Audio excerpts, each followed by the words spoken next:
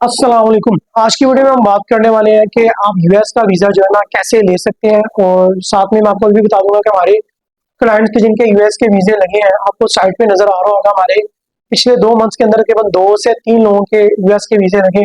अभी ये जो पहला आपको क्लाइंट नज़र आ रहा है, इसके मैं इनके बारे में आपको बता दूँ। ये ऑस्ट्रेलिया में 476 वीज़े के ऊपर थे। इन्होंने हमारे से जो है ना कॉन्टैक्ट किया, इन्होंने कहा कि भाई मैं अपना यूएस का वीज़ा प्रोसेस करवाना चाहता हूँ। तो हमने इनकी फाइल रेडी की। आज से तकरीबन 3 माह पहले इनको 3 माह बाद की अपॉइंटमेंट मिली।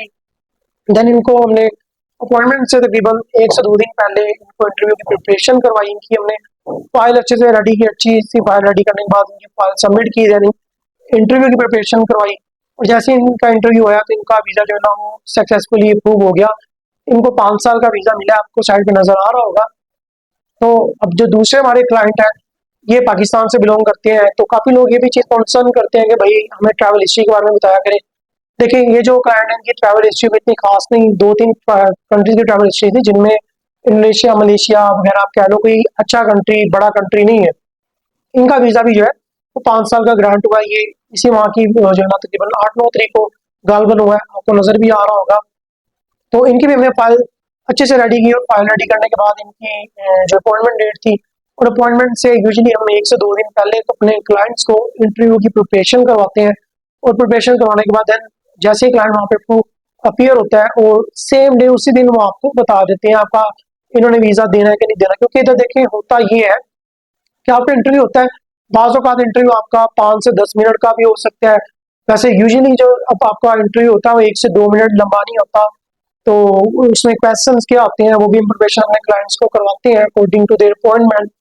तो उसी टाइम अगर वीज़ा लगना हो तो आपका ये पासपोर्ट रख लेते हैं। इसी तरह इन्हीं भाइयों के साथ हुआ, इन दोनों के पासपोर्ट रख लिए गए, और 1 वीक के बाद या फिर 10 दिन के बाद आपको पासपोर्ट यहाँ पे घर डिलीवर कर दिए जाते हैं, या फिर आपको जो है ना पासपोर्ट को जाके पिक करना पड़ता है। अब इसमें मैं आपको ये भी बताता हूँ कि काफ़ी क्लाइंट्स ये पूछते हैं भाई कि रिक्वायरमेंट्स क्या है। देखिए, यूएस के वीज़े के लिए रिक्वायरमेंट्स जस्ट आपको पासपोर्ट, आईडी कार्ड, एफआरसी, अगर आप मैरिड है तो एमआरसी, या फिर आपके कपल की जो है ना आपको अपने स्पोज की जो है वो आईडी कार्ड की जरूरत पड़ती है। इसके अलावा आपको चीज़ों की जरूरत नहीं पड़ती। बाकी चीज़ें आप अपनी अपॉइंटमेंट डे वाले दिन लेके जाते हैं, वो क्या लेके जाना होता है वो हम देन अपने क्लाइंट्स को वो भी सारा गाइड कर देते हैं। लेकिन यहाँ पे 90% चांस होते हैं कि यूएस की एमबेसी में आपसे बैंक स्टेटमेंट नहीं मांगी जाती। लेकिन ऐसा भी नहीं है कि सबसे नहीं मांगी जाती, इन दोनों से भी बैंक स्टेटमेंट की डिमांड नहीं की गई। सिंपली इनके 2-2 मिनट के इंटरव्यू हुए और इनको वीज़ा ग्रांट कर दिया गया। देखिए, यहाँ पे ऐसा भी नहीं है कि सबको वीज़े मिल जाते हैं। देखिए, वीज़े रिफ्यूज़ भी होते हैं, हम लोग गलत बयानी नहीं करते।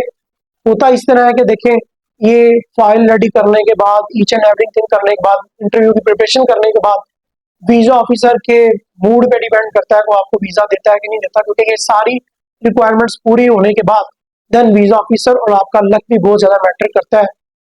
तो ये आपको नज़र आ रहे होंगे साइड पे वीज़े जिन क्लाइंट्स के हमारे लगे हैं। इसके अलावा और भी हमारे क्लाइंट्स की अपॉइंटमेंट्स हमने ऑलरेडी बुक की हुई हैं, जो हमारे थ्रू अपने वीज़े प्रोसेस करवा रहे हैं।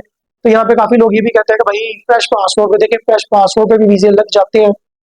ऐसा नहीं, सबके लगते हैं, लग जाते हैं। और दूसरा यहाँ पे वीज़ा चांसेस यूएस का देखिए कब ज़्यादा है। अगर आप यूएस में अपना विजिट वीज़ा के लिए B1 या B2 वीज़ा के लिए अप्लाई करते हो, तो आपके सबसे ज़्यादा चांसेस आपके अपनी फैमिली के साथ है। क्योंकि ये हमारा भी एक्सपीरियंस हो चुका है। अगर आप अपनी फैमिली के साथ, अपने स्पोज के साथ यूएस का वीज़ा अप्लाई करते हो, तो आपके चांसेस मोर देन 70% होते हैं। और पीछे इसी तरह ही काफ़ी क्लाइंट्स गए समझने के, अगर 15 क्लाइंट्स गए हैं तो 15 में से 8 या 9 को 100% ये वीज़ा देते हैं। तो अब फैमिली के साथ वीज़ा कैसे अप्लाई होता है वो क्या डिफरेंट वीडियो में इसके ऊपर बात करेंगे। तो आज की वीडियो हमारी ये थी, जो हमारे क्लाइंट्स के वीज़े लगे हैं इसके लिए रिक्वायरमेंट्स क्या होती हैं। अगर आप में से भी कोई भी क्लाइंट इंटरेस्टेड है, नीचे नंबर आ रहा होगा या हमारा ऑफिस एड्रेस आ रहा होगा, आप नंबर पर कॉन्टैक्ट करके हमारे थ्रू अपना वीज़ा प्रोसेस करवा सकते हैं। और देखिए, साथ में ये भी बात इंक्लूड कर दूँ, काफ़ी लोग ये बात करते हैं डन बेस पे। देखिए, यहाँ पे डन बेस में एम्बेसी के अंदर ना ही कोई मेरा मामू चाचू है ना आपका है।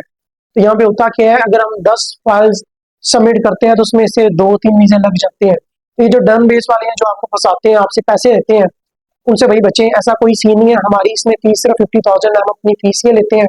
अगर आपका वीज़ा लग जाता है तब भी हमारी ये फीस है। इसके अलावा हम आपसे 1 रुपया भी चार्ज नहीं करते। और अगर आपका वीज़ा नहीं लगता तो भाई फीस आपकी वीज़ा फीस और हमारी फीस भी नॉन रिफंडेबल होती है। तो वो लोग जो आपको डन बेस पे झांसे देते हैं, उनसे भाई बच्चे। होता ये है कि आपके फ्रेश पासपोर्ट के ऊपर भी वीज़े लग जाते हैं, और आपको वो बंदे कहते हैं कि हमारे अंदर वाकफियत है, हमारे यहाँ पे मामा चाची बात आए हैं, हम आपको वीजा निकलवा के देंगे और आपसे 40-40, 50-50 लाख की डील्स करते हैं। तो ऐसे लोगों से बचे। सिंपल सा प्रोसीजर है, डॉक्यूमेंट्स मैंने आपको बता दिए हैं, ये आपको चाहिए होते हैं, और फीस मैंने आपको बता दी। अगर कोई भी इंटरेस्टेड हो तो नंबर पे कांटेक्ट करके हमारे थ्रू अपना वीजा जो है प्रोसेस करवा सकते हैं। Thank you.